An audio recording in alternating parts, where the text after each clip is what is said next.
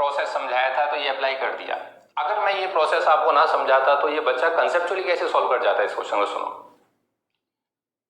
ये तो आप लोग समझते हो कि कूलम्स लॉ वेरीफाई करता है न्यूटन्स थर्ड लॉ को। आपने फोर्स ऑन द डायपोल निकाल दिया, ये कॉमन सेंस है, जितनी फोर्स डायपोल के ऊपर लग रही होगी उतनी इस चार्ज के ऊपर लग रही होगी, उतनी ही डायपोल की वजह से चार्ज पर आ रही होगी। मैंने चार्ज की वजह से डायपोल पर फोर्स निकाली है, आप एक काम करिए डायपोल की वजह से चार्ज पर निकाल दो। बच्चा बोला डायपोल की वजह से चार्ज पर, हाँ साहब बड़े बच्चों ध्यान से देखिए, ये डायपोल की एक्सियल लाइन है और ये चार्ज एक्सियल लाइन के ऊपर आया हुआ है, और कितनी दूरी पर है, एक्स की दूरी पर। आप लोग जानते हो क्या कि जो फोर्स का नियम होता है, चार्ज अपना फील्ड दूसरे की। आज मैंने ये चार्ज रखा हुआ है, इसकी वजह से इसकी एक्सियल लाइन पे रखा हुआ है, इस चार्ज के ऊपर फोर्स कितना लगेगा, चार्ज तो अपना फील्ड दूसरे की, दूसरा कौन है, डायपोल, और डायपोल की एक्सियल लाइन का आंसर तू जानता है 2kp/r³। तो 2kp/x का क्यूब, चेक कर, 2kp/x³, यही आंसर है। एक बच्चा बोला सर यहाँ पे माइनस आया हुआ है, तो माइनस को लेकर के मत घबराइएगा बेटे, इस फॉर्मूले के अंदर माइनस जो है वो डायरेक्शन के कॉरस्पॉन्ड आया हुआ है। ये डायपोल है साहब, ये डायपोल माइनस से प्लस के लिए जाता है, ये माइनस क्यों रहा होगा, ये प्लस क्यों रहा होगा, तो नेट फोर्स इधर ही एग्जिस्ट करेगी डायपोल के ऊपर, डायपोल के ऊपर। तो ये जो माइनस है ये शो कर रहा है कि जब आप डायपोल पे फोर्स निकालोगे तो इधर आएगी -x की तरफ, और जब आप इसके ऊपर देखोगे तो फोर्स इस साइड आएगी। क्यों? इसकी वजह से जो P में और E में एंगल 0 का होता है तो फील्ड जो है इस साइड आएगी, तो फोर्स भी इस साइड आएगी। तो माइनस और प्लस में जो डिफरेंस है दोनों रिलेशन के अंदर, उसको देख के मत घबराइएगा, ठीक है ना, वो डायरेक्शन के कॉरस्पॉन्ड आया हुआ है, ठीक है बेटे, ये है। अब इसी फॉर्म, अगर मैं तुझको ये क्वेश्चन ऐसे करके ना वो ये दे देता, जैसे चार्ज को ये डायपोल दे देता साहब, ये डायपोल है और यहाँ पे क्यू चार्ज है ये, और दूरी वही x है, कहता है फोर्स बताइए साहब दोनों के बीच में। तो एक तरीका तो ये है बेटे, ये वाला प्रोसेस। अब ये वाला प्रोसेस थोड़ा सा टिपिकल बन जाता है, क्योंकि नियम के अनुसार ये ग्रेडियंट देखा जाता है जिधर डायपोल मोमेंट है, जिधर क्या है, डायपोल मोमेंट। तो इस प्रोसेस से करोगे न्यूमेरिकल थोड़ा टफ होगा, लेकिन कंसेप्चुअली खत्म हो गया न्यूमेरिकल। कैसे हो गया, ध्यान से देख, मेरे से कहता है कि फोर्स बताइए दोनों के बीच में, ठीक है साहब। मैं एक बात को समझ गया कि चार्ज को बारीकी से पकड़िए, चार्ज कहां पर है सर, ये चार्ज तो इसकी इक्वेटोरियल लाइन पर है, इसके ऊपर इक्वेटोरियल लाइन के ऊपर, और फील्ड की डायरेक्शन एंटी पैरेलल होती है, दैट्स व्हाई फील्ड इस साइड बन रही होगी, इसकी वजह से यहाँ पे। और फोर्स कितनी होगी साहब, फोर्स होगी चार्ज अपना फील्ड दूसरे की, तो चार्ज अपना क्यू और फील्ड दूसरे की kp/x का क्यूब, ये आंसर आया, kp/x का क्यूब। तो कुछ न्यूमेरिकल्स बेटे जुगाड़ से आसान हो जाते हैं, ठीक है ना, इसलिए आपको जब कूलम्स लॉ पढ़ाया जाता है वेक्टर फॉर्म में वहां लिखवाया जाता है कि कूलम्स लॉ इलेक्ट्रोस्टैटिक्स के अंदर, या electric force Newton's third law को वेरीफाई करती है साहब। उसने मुझसे कहा था कि फोर्स निकालिए on the dipole due to this charge, मैंने उल्टा निकाल दिया, force on the charge due to dipole, वो इक्वल आएंगी दोनों, मैग्नीट्यूड वाइज दोनों क्या आएंगी, इक्वल आएंगी। यही मैंने यहाँ पे किया था, उसने कहा था फोर्स ऑन डायपोल निकालिए, मैंने फोर्स ऑन चार्ज निकाल दिया, क्लियर। तो ये है बेटे, तो इसके अच्छा, अगर आप ये कहो कि सर इसको इस मेथड से कराओ, तो मैं दूसरा क्वेश्चन कर देता हूं, ठीक है, इसको आपको ट्राई करना, स्क्रीन को रोक, नोट कर, आजा तीसरे क्वेश्चन पर आ।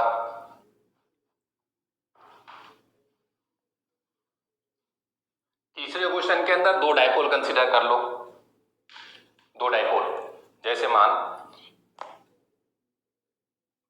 एक डायपोल ये दे दिया साहब, P1 मोमेंट का है, और एक डायपोल ये है, कहता है force between the two dipoles बताइए, दो डायपोल के बीच के अंदर लगने वाली फोर्स x की दूरी पर है। बोल सही बात है। बच्चा बोला सर इसमें क्या है, जब मैं इसकी वजह से फील्ड देखूंगा तो इसी डायपोल मोमेंट के अलोंग होगी, तो ये वाला रिलेशन डायरेक्ट वैलिड होगा। तो कर दे साहब फोर्स बोल F, इसके ऊपर कैलकुलेट कर देता हूं, तो ये डायपोल P2 और ग्रेडियंट इसका हो जाएगा, तो P2 और dE1/dx, P1 बाय dx। इसकी एक्सियल लाइन के ऊपर है बोल कितनी फील्ड, तो P2 d by d x, axial का आंसर KP बाय आर का cube, sorry 2KP by R का क्यूब, एक्सियल का आंसर। ठीक है बेटे, डिफरेंस जो कांस्टेंट है बाहर निकाल, तो P1 P2 बाहर, ये वाला 2K डिवाइडेड बाय, अब ये बचेगा आपके पास 1 बाय एक्स का क्यूब डिफरेंशिएशन। ठीक है बेटे, तो सीधा कर देता हूं, 3 ऊपर चला जाएगा, एक्स की पावर 4 हो जाएगा माइनस के साथ, तो 3 अपॉन में एक्स की पावर 4 माइनस। ठीक है, सॉल्व करेगा तो -6 P1 P2 के डिवाइड बाय एक्स की पावर 4, -6 P1 P2 के अपॉन एक्स की पावर, ये आंसर है। बात समझ में आई है? एक डायपोल ऐसे ले लो। Number 4, calculate the force between the dipole है ना, एक डायपोल इस हिसाब से ले लो, ये P1 ले लिया साहब, ये P2 ले लिया, ठीक है, और ये इसकी इक्वेटोरियल लाइन के ऊपर है और बीच का डिस्टेंस वही कंसीडर कर लेते हैं x। अब इसमें थोड़ा सा कंसेप्ट बात को पकड़िएगा, मैंने जानबूझकर ये क्वेश्चन आपको करा दिया। तुम बड़े बच्चों सोच समझ के जवाब देना कि जब ये अपनी फील्ड को जनरेट करेगा, अपनी फील्ड को जनरेट करेगा, तो ये -q चार्ज एक प्रकार से इसका यहाँ पे प्लस रहेगा, यही तो है माइनस से प्लस, तो ये फील्ड कुछ इस हिसाब से जनरेट होकर के आ रही होगी, ऐसे। बोल सही बात है या नहीं? ऐसे फील्ड जनरेट होकर के आ रही है। तो जो P2 है वो ध्यान से देख, P2 के ऊपर जो फील्ड आ रही है बेटे वो अलोंग द डायपोल नहीं है, वो नॉर्मल टू द डायपोल आ रही है, वो नॉर्मल टू द डायपोल आ रही है। यहां पर इस सिचुएशन में तू ध्यान से देख, जो फील्ड एग्जिस्ट करेगी वो y के अलोंग एग्जिस्ट करेगी, जो फील्ड एग्जिस्ट करेगी y के अलोंग, और ये इसकी इक्वेटोरियल लाइन है, तो दैट्स वाई जो फील्ड रहेगी ना बेटे, फील्ड, तो तुम बड़े बच्चों यहाँ पे फील्ड हैवी रहेगी, ये मैग्नीट्यूड है फील्ड का, और जैसे जैसे आप इधर जाते जाओगे तो फील्ड इंटेंसिटी कम होती जाएगी। ये फील्ड की इंटेंसिटी को रिप्रेजेंट किया मैंने, ये जो मैं वेक्टर दिखाया, यहाँ फील्ड ज्यादा है, यहाँ कम हो गई और कम हो गई और कम हो गई, क्यों? दूर जाते जाओगे कम होती जाएगी। वो सही बात है। और फोर्स जो लग रही होगी ऊपर की तरफ लगेगी, तो ये कॉमन सेंस कहती है यहाँ पे जो फोर्स आ रही होगी डायपोल पे वो ज्यादा होगी, यहाँ पे और कम होगी, यहाँ पे और कम होगी, यहाँ पे और कम होगी। ऊपर की तरफ मैंने फोर्स का रिप्रेजेंटेशन दे दिया है। बच्चा बोले समझाना क्या चाहते हो? मैं आपको एक बात समझाना चाहता हूं कि जो फील्ड एग्जिस्ट कर रही है इस सिचुएशन के अंदर वो y के अलोंग कर रही है बेटे, इसके अलोंग, y के अलोंग, और कितनी होगी, क्योंकि इसकी एक्सियल लाइन इक्वेटोरियल लाइन पे पड़ रही है, तो ये होगी KP बाय एक्स का क्यूब, KP बाय एक्स का क्यूब। P1 डायपोल की वजह से P1 लिख लिया, और माइनस में यहां पे शो कर रहा हूं कॉमन सेंस से, क्या कि वो फील्ड डाउनवर्ड है, फील्ड किधर है, डाउनवर्ड। अब रही बात तो फोर्स लिखने की, तो फोर्स जब लिखा जाएगा, फोर्स हो जाएगा P2 हो जाएगा साहब, ये हो जाएगा DE बाय, ये dx है, ध्यान से सुन लो मेरी बात, जो मैं आपको कहना चाह रहा हूं कंसेप्ट को पकड़ना।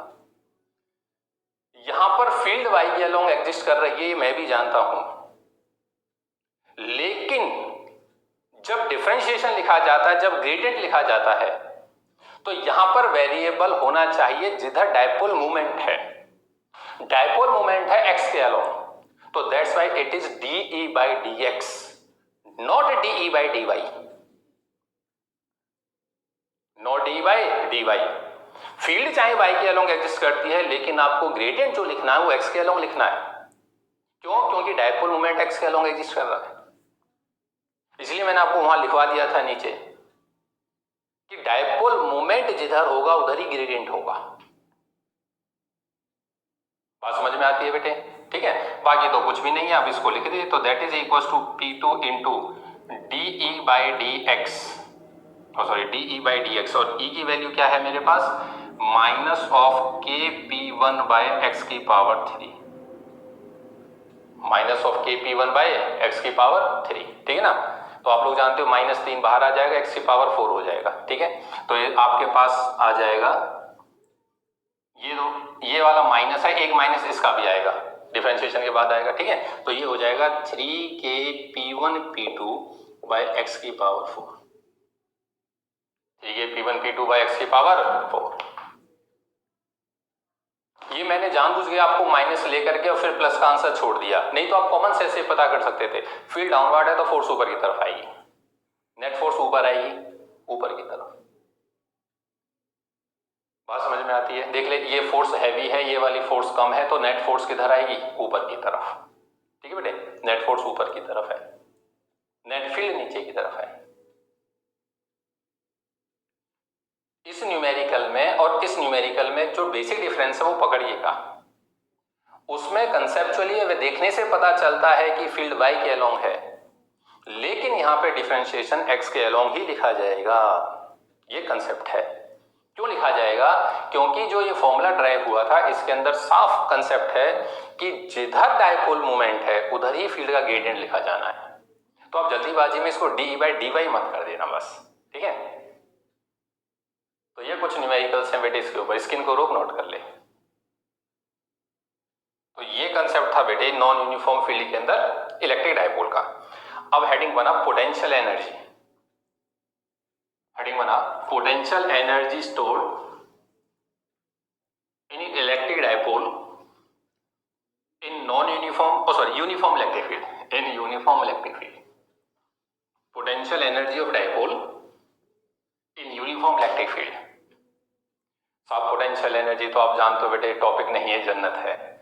एक बार ना मैं आपको 11th क्लास का कुछ बेसिक कंसेप्ट याद दिला देता हूं बेटे। एक कंसेप्ट इसलिए याद दिला देता हूं क्योंकि मुझे यहाँ पर इलेक्ट्रोस्टैटिक्स में 4 या 5 डेरिवेशन करने हैं पोटेंशियल एनर्जी के, और इतने ही आएंगे मैग्नेटोस्टैटिक्स में। तो एक बार बेसिक याद दिला देता हूँ, ठीक है, फिर टॉपिक स्टार्ट करते हैं। इधर देखो, आप नोट करना चाहो तो आपकी मर्जी है, वैसे आपने 11th में किया हुआ है। पहले तो पोटेंशियल एनर्जी कितने टाइप की पढ़ने को मिल गई साहब। देखो पोटेंशियल एनर्जी, आधे बच्चे तो इसी में कंफ्यूज रहते हैं कि कितनी पोटेंशियल एनर्जी आ गई। एक पोटेंशियल एनर्जी आई थी बेटे ग्रेविटेशनल पोटेंशियल एनर्जी, याद करो, U = -G m1m2/r। एक फॉर्मूला ये आया था और इसका स्पेशल केस आता है mgh। ये पोटेंशियल एनर्जी होती थी मास की वजह से, ठीक है ना। जब कोई दो मास किसी दूरी पर रखे जाते हैं तो ये पोटेंशियल एनर्जी आती है।